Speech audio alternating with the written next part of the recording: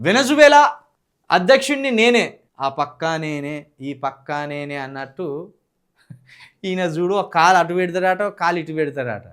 ఇప్పుడు వెనజువేలాను ఈ అమెరికాకు ఈ రెండు దేశాలకి ఈయన అధ్యక్షుడు అయిపోయింది. ప్రకటించుకున్న రొనాల్డ్ ట్రంప్ ట్రూత్ సోషల్లో ఐడి కార్డ్ పోస్ట్, ఇరాన్ నాయకత్వం దిగొచ్చిందని తమతో చర్చలు కోరుకుంటున్నదని వెల్లడి. యుద్ధమైన చర్చలకైనా మేము రెడీ, ఇరాన్ మీ ప్రయోజనాలు మాపై రుద్దితే ఊరుకోబోమని క్లారిటీ, పరస్పర గౌరవం ఆధారంగా చర్చలు జరగాలని డిమాండ్. కథం ఇప్పుడు చర్చల కనంగానే లొంగిపోయిందంట ట్రంప్. ఎంత అహంకారం వచ్చింది ట్రంప్కు.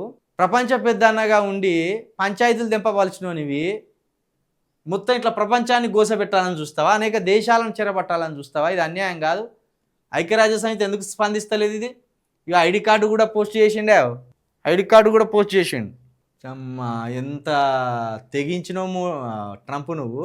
ఇప్పుడు ఇరాన్ను కూడా లొంగ తీసుకుంటాం, యుద్ధానికైనా సిద్ధం, చర్చలకైనా సిద్ధం అని అన్నాడు.